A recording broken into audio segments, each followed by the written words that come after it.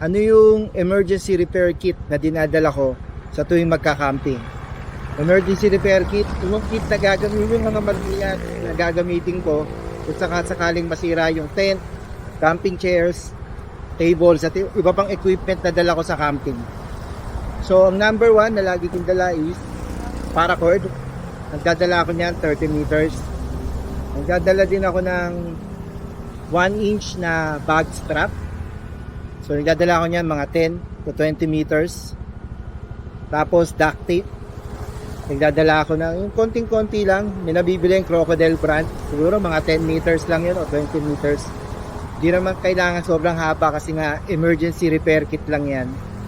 Pag-uwi mo sa bahay, kung kaya mong lagyan ng permanenteng fix yung mga nasira mong gears, tanggalin mo yung temporary fix, palitan po ng permanent fix.